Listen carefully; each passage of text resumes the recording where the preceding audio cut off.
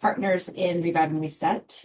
Today, we're excited to have us join our series the owner of the Now Massage, Candice Amigable. And before we dive into her journey, just really want to share how important it is for us to take some time and really listen and learn from different women who have lots of life experience and use them to help us grow in the ways that we want to grow.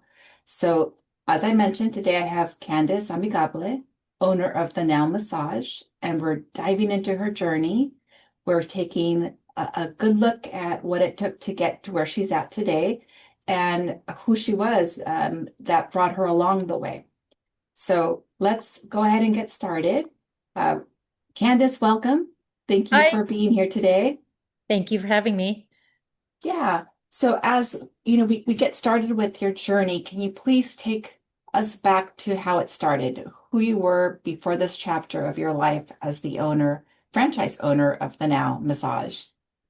Oh gosh, who was I? I was in the corporate world. A little background about me. I came from the real estate space. So I was in residential real estate. I was a realtor with my family, so it was a family business. And so I wanted to create my own success. So I decided after college to kind of branch out. And I love real estate. And so I found myself going into the commercial side. So primarily focused in property management. So high rise, like high profile, high rise buildings, shopping centers, and then what became mixed use projects. So I'm actually from Orange County. So if you're familiar with Bellaterra in Huntington Beach or Lida Marina Village in Newport Beach, as well as Hollywood and Highland. And so I played a big role in the acquisitions and disposition, but also leading the property management team and developing those teams, and also building or, yeah, developing a lot of those shopping centers. Did you mention that that was a family business? Was your family in real estate? Yes. So, as a residential real estate agent, that was my family's business. So, the I was on a team with my dad and then my aunt and my two cousins. So, we worked for Century 21 and Keller Williams. So we sold real estate all over Orange County, LA County, and the Inland Empire. Would you say that growing up, that's what you had in mind for yourself, that you would get in this type of business? Yeah, we're not the stereotypical I'm Filipino. So we're, stereotypical nurses. That wasn't actually our family. Our family came from real estate and business owners. My uncle and my grandma on my dad's side, they owned care homes. And so that was their business. And then my dad and my aunt, we were in the residential real estate business. Was there ever a part of you that knew you wanted something more? Yes, I always felt like I was meant to do more. And even in my corporate Mhm. career, it's interesting because, I constantly, if you were to look at my resume or my LinkedIn, it looked like I jumped jobs every 2 years. And back in the day, I mean, I feel like it's a little different now, but back in the day, that was frowned upon. Like, why are you constantly jumping jobs? But reality for me was I just, I'm a curious person and I love to learn. And I also love um, to be challenged. And so if you look at the assets I was on, it was, you know, acquiring the land, building, developing the property and building the team. And then I was already ready to move on to the next one. And so it was constantly trying to look for something that challenged me. And I kept it was like chasing a high. And I didn't know why, but I knew that I was built for more. Can you tell me a little more about when you were thinking of you needed more, was there a particular vision or goal for yourself? It wasn't a vision or a goal. I think that as I was moving on to different companies and climbing the corporate ladder, I thought that I wanted to just keep climbing the corporate ladder. And but then I found myself not loving what I was doing. And so what was interesting was, and I think a lot of people, right? I think it was COVID that really was a reality check for me. So right before COVID, I ended up getting laid off. And that that was a spiritual awakening for me. And that was the start of the trajectory of where I am today. Yeah. So at Revive and Reset, we believe every woman has a moment where everything shifts. And it Hmm. sounds like that was maybe your moment. That Uh, was. yeah. Where did your Revive and Reset moment look like after? So shifted. Now, what does it look like? What does it look like today, as of today? At that time, as you Oh, were having that spiritual awakening, that yeah. moment, what was that like for you? Gosh, it was a challenging year. I think also I mean, it was right before COVID and it was trying to figure life out. My awakening and what I realized what my ego was Hmm. that my career defined me. How much money I made defined me.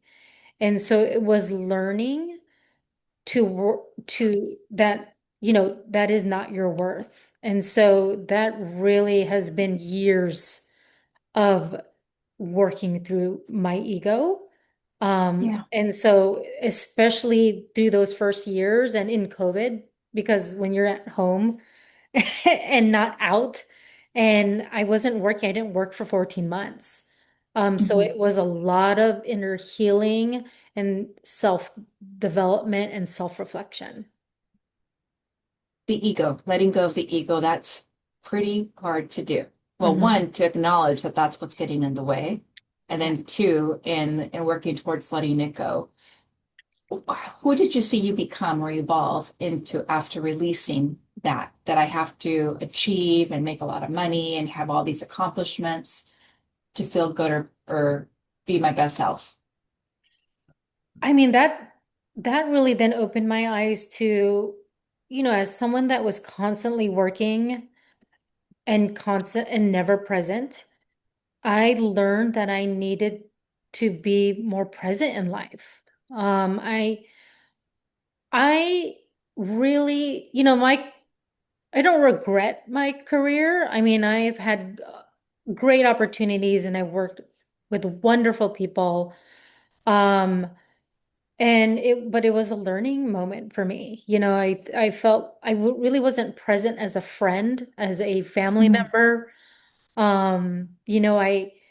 I just remember a lot of times just being at events or at birthdays, and I was always on my phone, and everyone was, or I remember this still sits with me. I remember I took the day off to hang out with my best friend, and I remember we were having lunch, and I was just on my phone.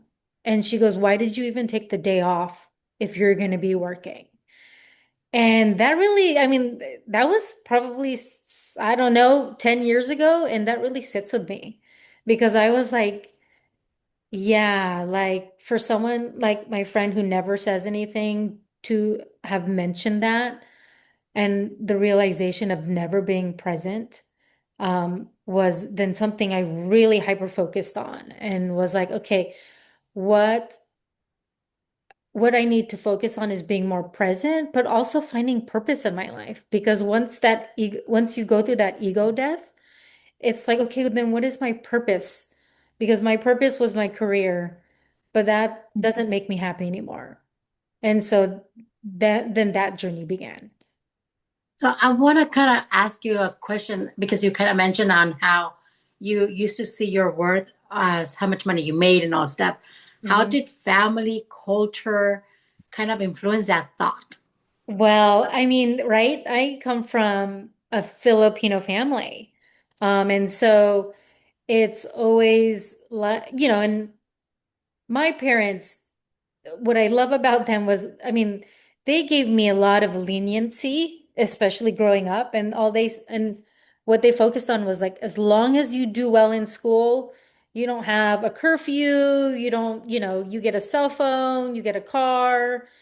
And so I always excelled in school. And then the expectation was go to college, get a career, get a successful career, and I had I came from a family that owned their own businesses and they were all very successful. They came from the Philippines to give themselves and their kids a better life. And so that's kind of what we grew up, or how I grew up. I mean, even with the kids, a lot of my cousins went to private school.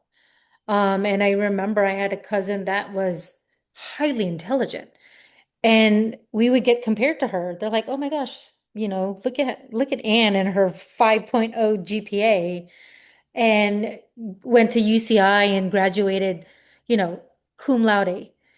And so even though they didn't directly tell me that, it's like, okay, they they see how successful my cousin was. I'm assuming that's how they want to see how we grow up into. And so I think that's really the reason. I wouldn't even say that's the main reason. I think also it's just in my blood because I'm very big on astrology. I'm a Virgo. So I'm a hard worker. I hustle. Um, I have a huge work ethic, but then you add the culture dynamic and it just explodes. So I think, but you know what actually hit me was a couple years ago. I was telling, my parents are always proud of all my accomplishments, but it comes to a point where it just becomes normal to them. And Mhm. so and then everything stops as far as like, oh, good job, you like got promoted. It becomes more like, oh yeah, I knew that you would get that promotion. It just becomes normal. And then I remember sitting back and I was like, I mean, it's not even making anyone proud anymore. So why am I working this hard? What's the motivation to continue? What's the motivation? Yeah. Yeah. And I'm glad Patty brought us back to family and culture. Hmm. Remind me, how many siblings do you have? I have one older brother. There's one older brother. Mhm. Okay. And so as the only female in the family, were there different expectations from your brother and yourself? Actually, my brother and I didn't grow up together. And so I feel like like the only child. Mhm. And I feel like my parents think I'm the only child. And so I think as the only child, you're, there's different expectations. Yeah. And so yes, definitely. Would you say there was more expectation on you because you were the only child? Oh yes, definitely. Because I had, and well, and also because, I was close to my cousins. And Mhm. so it was like, oh, you can do what your cousin does. You're smart. Like, Yeah. and so it's unspoken, Mhm. especially in our culture. It's just expected. Right, Mhm. right. And that what that made me think of is just all the different layers that women have to navigate when they're growing up, either as, a female in a cultural family system where there's a lot of expectations to be a certain way and yet still have to work hard and achieve and demonstrate what we have and who we are. And so just imagine what that must have been like for you growing up here. Oh, yeah, definitely. It was Yeah. exhausting. Yeah. Yeah, I get it. I get it. So now you've had this like moment where you realize, why am I still doing this? Mhm. It's not really doing much for you as much as it was at making getting all these achievements. Mhm. So talk to us about your journey from that point to current. But initially, what were those required steps that you needed to get to where you're at now? Let's see. I mean, I would say that a big focus was finding my purpose. And so I remember, I remember I had gone back to work. It was COVID. I ended up getting offered a job in Santa Barbara doing property management. I still kept my home here in Long Beach. And then I moved to Santa Barbara for a year. But that really allowed me, Santa Barbara is a little bit more slow paced, but it allowed me to be present and just be, meaning Mm-hmm. just turn off all the noise and really focus on what is my purpose. And what's interesting is while right prior to that, during COVID, I was getting all these random emails, which I don't understand why I was getting it, but it was for franchises. And I had never thought that I would do a franchise, but I knew that I would want to open my own business. And so I was intrigued and I had reached out to one of the emails and it was um someone who essentially will work with you in seeing what space in the franchise world you would be interested in. And so I went through the journey. I was intrigued. And then I did learn that, franchises are businesses in a box. And Mm-hmm. so, I was like, okay, that piques my interest. And so I went through the process and I ended up realizing that I wanted to be in the pet space. It's a multi-billion dollar business.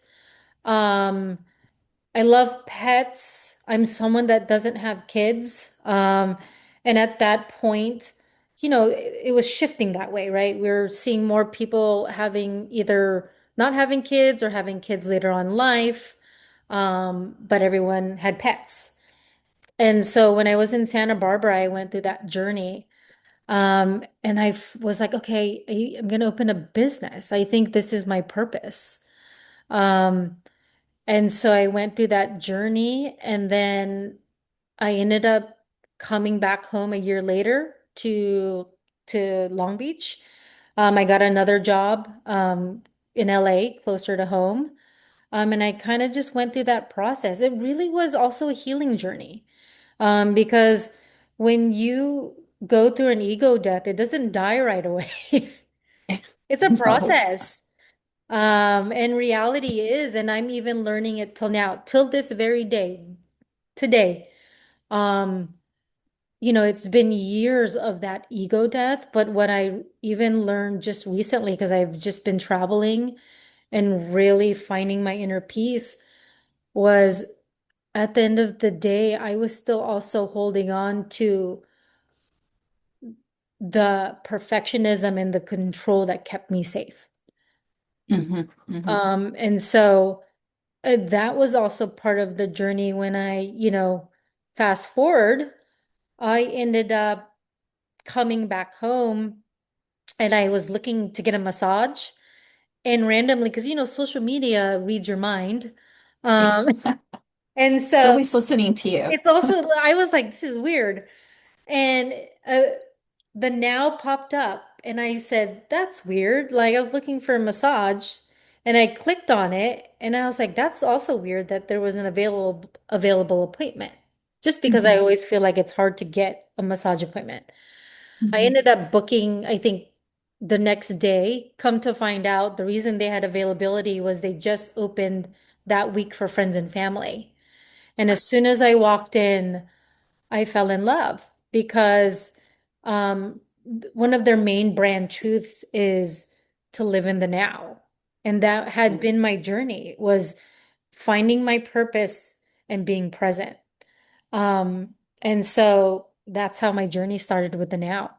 Yeah, I want to pause a little bit and go back to some of the things that you said earlier that I think are important to highlight. Because oftentimes, when you work really hard, it's behind the scenes. No one really sees that. They just see like the end product and think, wow, how'd you get so lucky?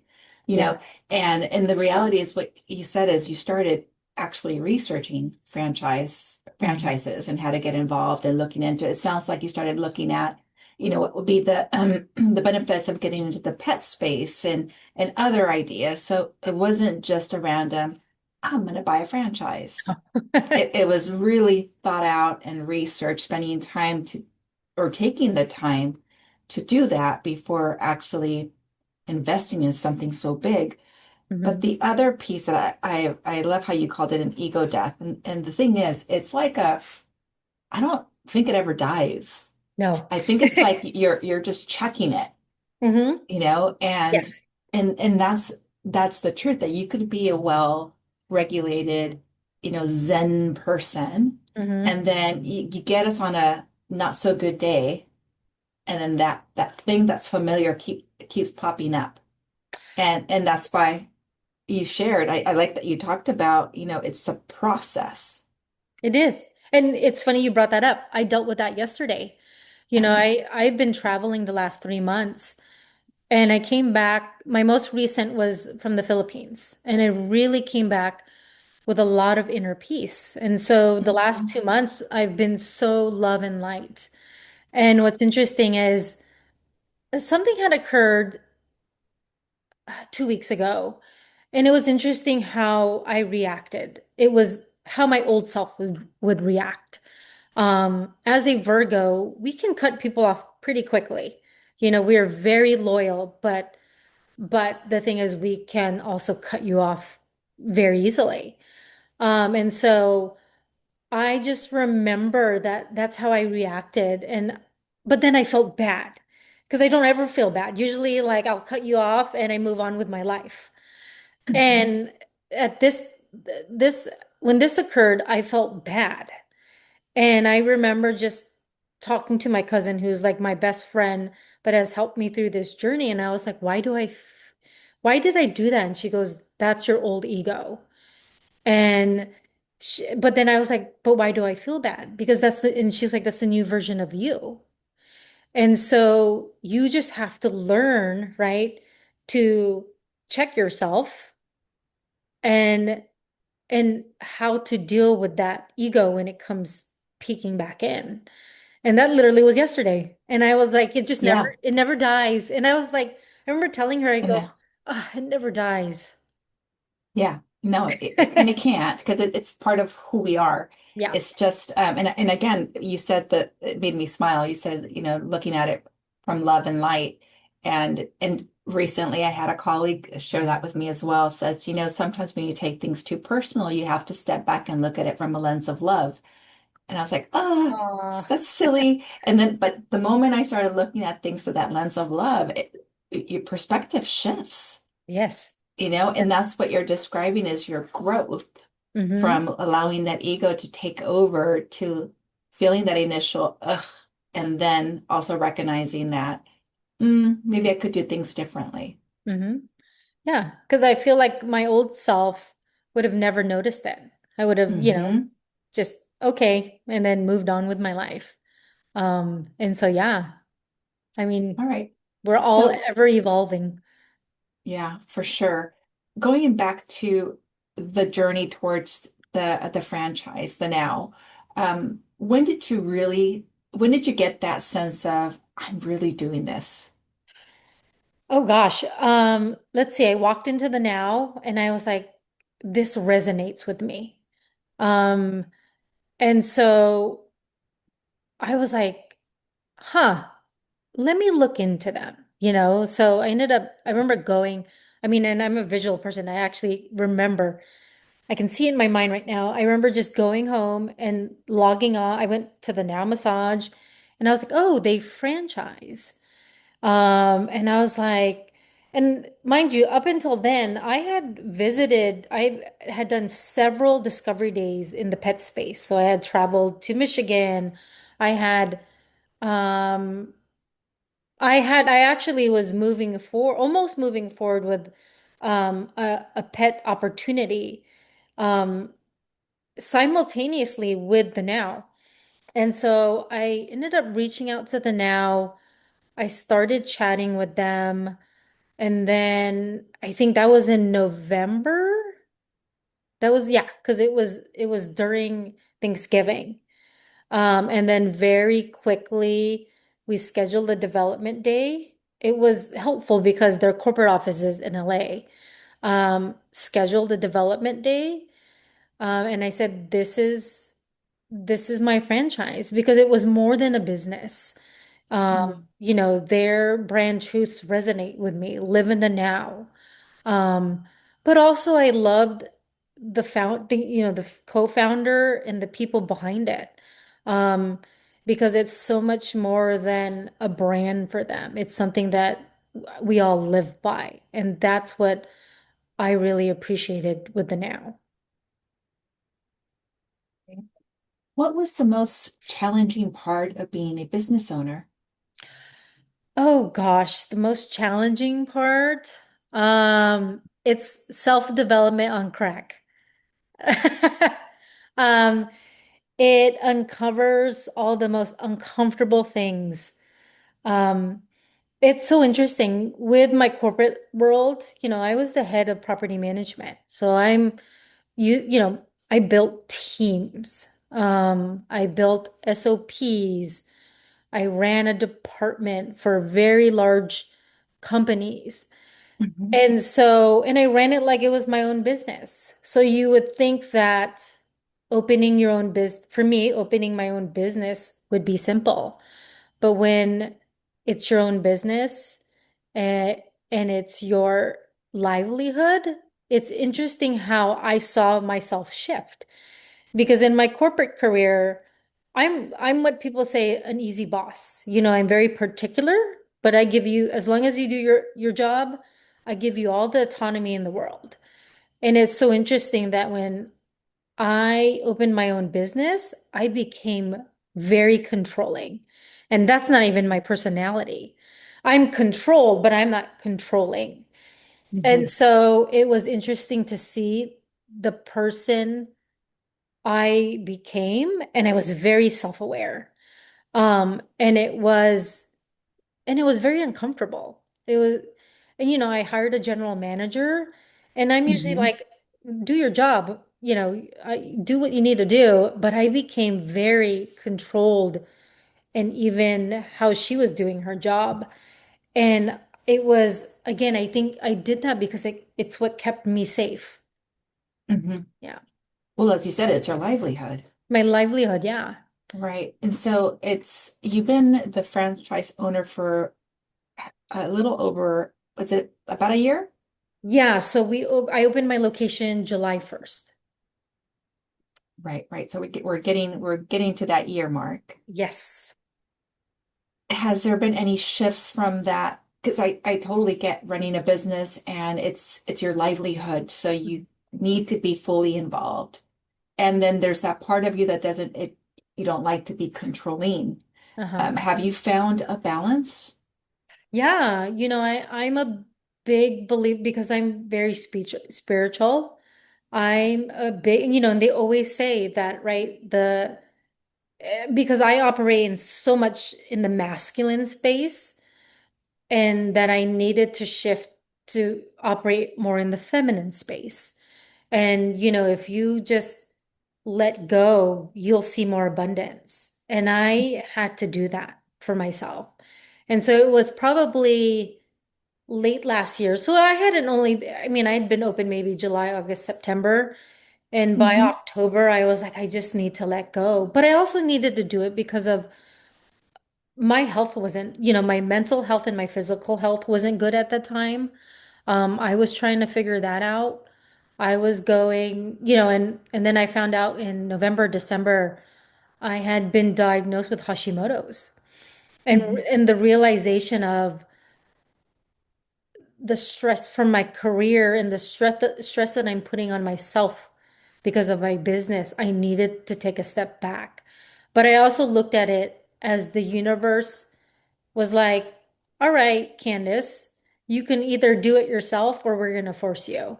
And so I looked at this Hashimoto's diagnosis as if the universe was like, okay, we have to force you to take a step back and now focus on your physical and mental health. And that's really how it ended up happening I was very aware, but I needed to do it for myself. And oftentimes you will hear people that have such diagnosis Mhm. and multiple other problems or concerns or challenges.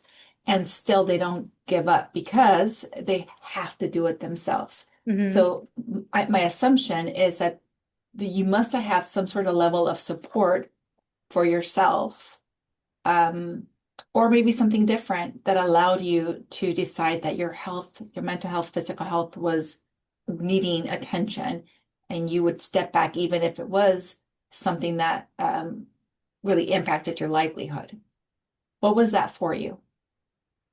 I mean, it's so interesting. It was a blur for me that December. I felt like, to be honest with you, 2025 was a rough year. My Mhm. mom at the beginning of 2025, my mom got very ill. She was in and out of the hospital. She came to Mhm. live with me. I went on leave to take care of her. And it's hard for someone who has a very demanding career, who's constantly on 24/7. And then having your mother live with you and take care of her. Um, and then in the middle of that, I was actually under construction with the Now. I was also hiring a general manager, finally hired my GM, and then we were hiring our entire staff. And when we opened, we were a staff of 20. So all that was put on me because, my parents are divorced, my brother's not around. And so yeah, last year was rough. And then by the time I ended up going back to work, it was the end of May. It was after Memorial Day. And literally a week later, I was grand opening my boutique. Mhm. Well, then my grandma goes into the hospital and she passes away 2 weeks later. So it was just one constant thing after the other. And now keep in mind, in August, I had a vacation planned. And so I was like, wait, I just opened my boutique for a month and now I'm traveling for a year. But also within that travel, I have to take my grandmother to the Philippines where she wants to be buried. And so it was a very, very rough year last year. Wow. And I feel like I look back now and I kind of was just in the thick of it and just trying to get by. Mhm. And although it was a lot of unfortunate events, I knew it was the universe telling me, You're going to keep looping if you don't listen." And I knew that was what forced me out of my corporate career. Because that is what forced me out of my corporate career. Because I kept holding on to the fact that I was like, I'm going to open my boutique July 1st. I'll stay Mhm. 6 months. I'll resign. And I knew reality was my career and a steady stream of income was going to keep me in my career. Right. And I really truly believe that the universe was like, okay, we're going to force you out of it. And the unfortunate part is a lot of pretty crappy things happened last year. Mhm. But it made me a stronger person. And I think ending it in December with a Hashimoto's diagnosis didn't help Mhm. it. But I also feel like it really expanded me to, hold the future of the abundance I feel like is going to come in, especially as I see my business growing and I'm going to hit a year in July. Yeah, it sounds like what you mentioned earlier, it's your spirituality. Yeah. It's like having this faith and things are going to work out if you just let go and just trust that it's going to work out. Yes. And that's exactly, that was how, I mean, the last few years, but especially the last few months, it has been my spirituality that really got me through things, right? Hmm. It was understanding, it was the sign from a sign from the universe. It was always saying to myself, just trust. But also a big key theme of last year for me was everything is in divine timing. I like to plan everything. Like I plan every second of the day. And what was a hard learn last year was you just have to trust the universe because everything happens in divine timing. And I think, Well, sorry, go ahead, Patty. I also kind of think that, like you said, it was a very difficult year, but it kind Mhm. of also probably taught you the lesson that we cannot always have control over everything. And Yeah. sometimes, as much as we want to have control, something's already set for us. Yes. And I will tell you, a full circle moment for me. And what I've been even since January, what I've been working on is letting go of the perfectionism, letting go of the control. I mean, that was the and that was even harder. It's a hard, I think consciously I kept telling myself that, but subconsciously I wasn't. I mean, that's how I operated. Again, it all comes to the fact that it's what kept me safe was the perfectionism and the control. Mhm. Once you were able to just let go and trust that things were going to happen when they needed to, did you also start noticing the level of support you had around you, or did you need to develop a support system that you didn't have in place before? No, it's interesting. It's so funny how like, even in my corporate career, I've always had that support, right? Be that my team or my colleagues or my family. And it's so funny again when I shifted into my business, I was so controlled and controlling about everything. And then I felt like I was like on this island by myself. But when I Mm. finally let go of the control, everyone just wanted to help. But I mean, they've always wanted to help. It's because I was wanted to control everything. Right.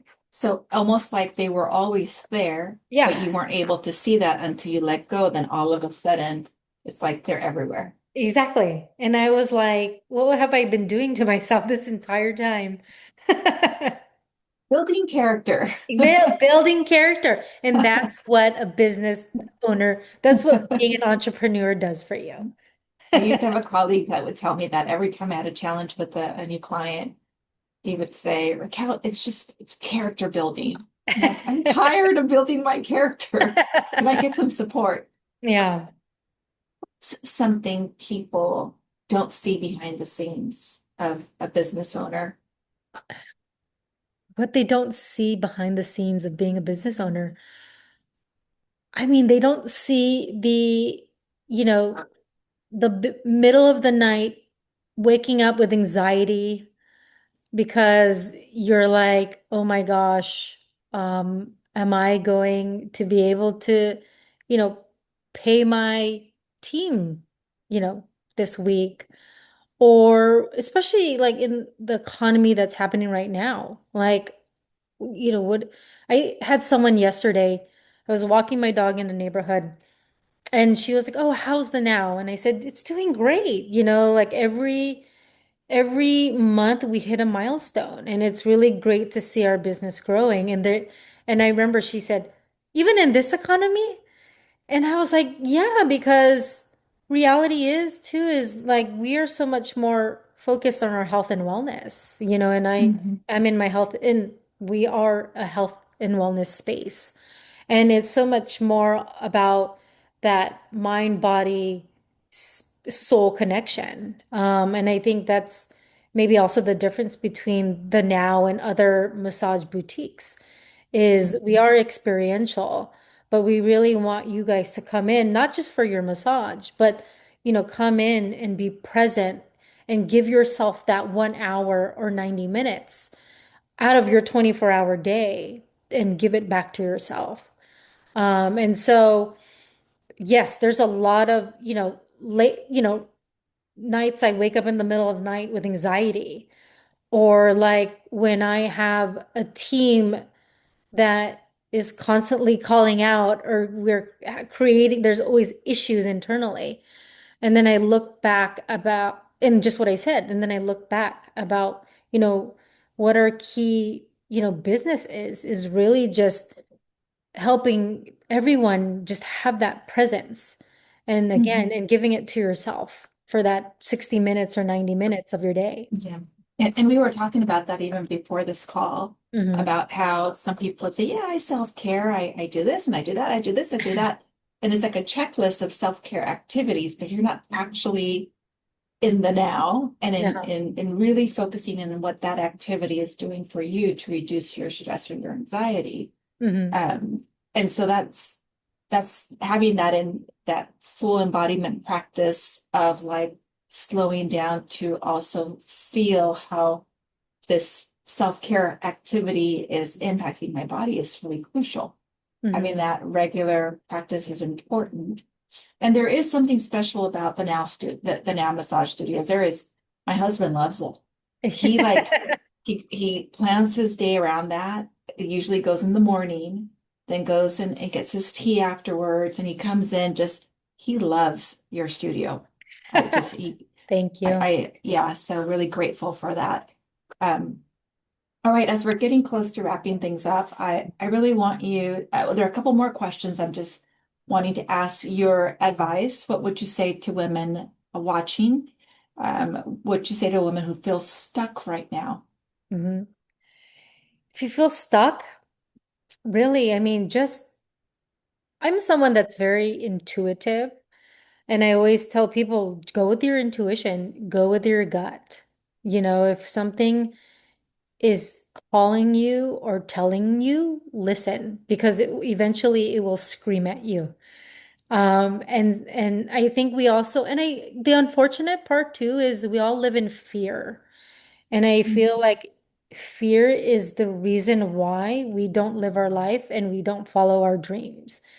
Because reality is I think surprisingly, I've been someone, and I wouldn't say that it was ever like it was taught to me. I think that's one of the things that I feel like while I was growing up, I thought I was a unique person, because I was a big believer from an early age that everything happens for a reason, but I also was very fearless. Um, you know, as technically an only child, I'm very hyper independent. And it's so funny because this whole my journey in life, my career, opening a business, I've done it on my own. I very rarely ask my talk to my parents about it. And I think it just stems from kind of um, my family. My grandma's very like that, very dependent, business owner.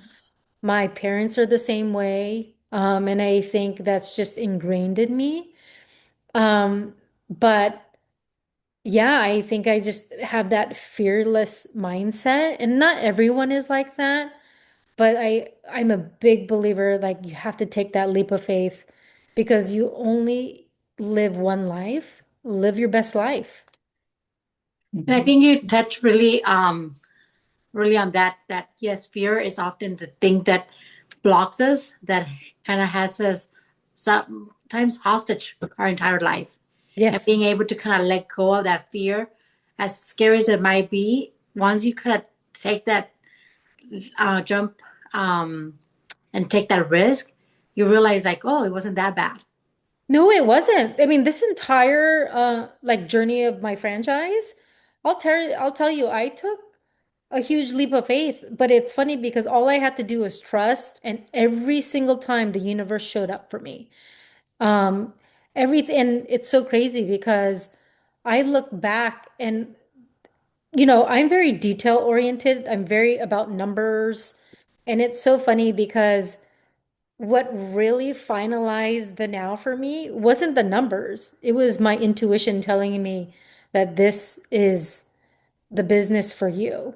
Because it's not just a business. I think I'm a little unique too in a sense that like I know people look at the bottom line, ROI is what people care about. But for me, it wasn't that. It's a business that I can stand by because it's a business that I believe in, like living in the now and, it being very more mind, body, soul connection. It's at the end of the day, yes, of course, I want to have a profitable business, but I feel good when I'm standing up front and I have someone walk out and just see how they feel. It's just like it really is just very fulfilling for me and profound. Yeah. So what's one piece of advice for someone who wants to know how to start her own reset? What's one thing you'd advise her to do? What? to, gosh, I think about my own reset. Yeah.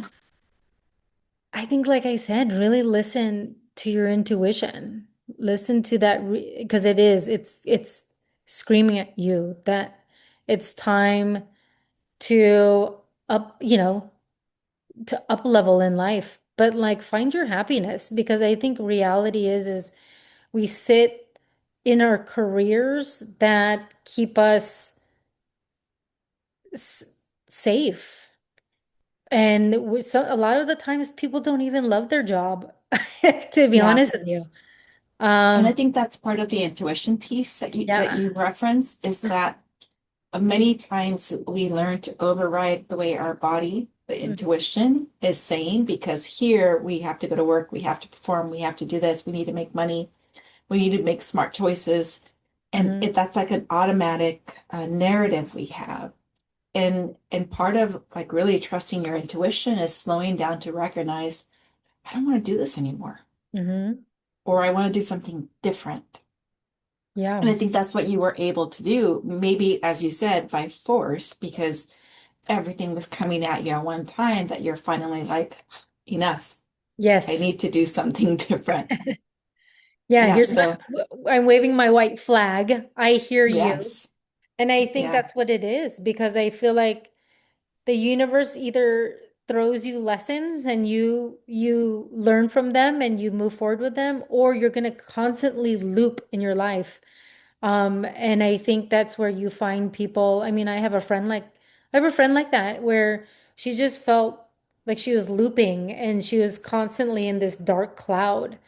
And then when she finally, listened to her intuition and what the universe was screaming at her, she shifted and, now she's in a much happier place in her life. Candice, thank you so much for your time. Before we completely wrap up, I just want to open it up to anyone that has any other questions or thoughts for Candice before we close our swim series this afternoon. I think that you know, being able to kind of also share like your cultural fears that you had to kind of learn to ignore. What were some of those? Oh gosh, that I was gonna disappoint my parents. Eh, And it's so funny because like I think I just became the norm for them. And so it's funny because like I would go to them with like, "Oh my gosh, I got promoted or I got this job or and it was funny because like I do that because I want to see them like and the problem was I was a horrible teenager growing up. And so I stressed my parents out. I mean, I think they thought that they like had had a kid that they're like in comparison to my cousins who excelled in school and went to all these private schools. And then here was this black sheep in the family who like seemed like a delinquent and probably would end up in jail, which is funny because I knew differently. I knew that like I wanted to do something with my life. I just like to have fun. And so it's funny, I felt like I was a disappointment to my family. And so I think what I ended up doing was when I got into my career, I was like, I need to prove to my parents and my family that I'm not that kid that everyone would have to, every Sunday after church, have to have literally the whole family sit there and just talk to me and have like a discussion of like, what's going on with you? Were there interventions? It Is was that like what an you're talking about? intervention every Sunday after church. All all my aunts, my uncles, my parents, my cousins. It was like an intervention. And the thing was, I was like, I felt like such a disappointment. And I think that's why I had to prove myself in my career. But then I just went like this so opposite. And I went ham and so because I didn't want to disappoint my parents. But Yeah. then again, I just remember like telling my parents and because they're so used to me excelling, they really had no reaction. And then I was like, why am I working so hard for this reaction? And then I Yeah. realized I mean, I should be doing this for myself at the end of it. Yeah. Yeah. And I wonder too culturally, because I'm Mexican, so I Mhm. come from a Latino family, and at least in to me, my parents, similar to yours, were always expecting high achievement, and there was like after high school, there was no other choice but college. Yeah. It was like this is what you do, this is what you're going to do, and there was always the criticism about what you're not doing correctly, even though you did all these things right. And I know now at my age, I look back and I think that was their way of trying to encourage me, although it Yeah. probably traumatized me a bit. Yeah. Uh, but also something I learned many years later, my mother's best friend said to me, "Mother is so proud of you." And I said, "Really? Does she talk about me?" Because you Yeah. would never guess it. Because in person, there's no like, "Well, honey, you're doing such a good job. Look at your accomplishments. Oh, you have this or you do that." There was none of that. It was kind of like, who am I doing this for?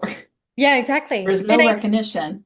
No, and I think that's the where the cultural and generational aspect comes Hmm. into it, right? They don't really, especially with Filipinos, they don't express emotion Hmm.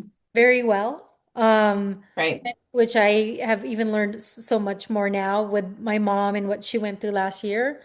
And so, and that was another thing. It's like, well, you're not, they didn't, they also don't talk about feelings and expectations Right. directly. And so it's all these assumptions and like how Right. they come off. And then we're just like, oh, okay. But And also, for like, sorry. that's okay. Go But ahead. also, Candice, you mentioned like how sometimes your parents would say, "Oh, like compare you like to your cousins, right?" Uh-huh. And even though you didn't have your brother there with you, and that they were not comparing that, but I remember, that often when we have, and I always teach that in parenting classes, whenever you're comparing your kids to other kids, you Uh-huh. start creating that resentment towards those Yes. individuals, and Hmm. those relationships that you wanted that or at one point had very strong start drifting because that constant comparison, like I'm not good enough to be like them, or they, I'm not meeting the expectation of how they view success. Hmm. Definitely.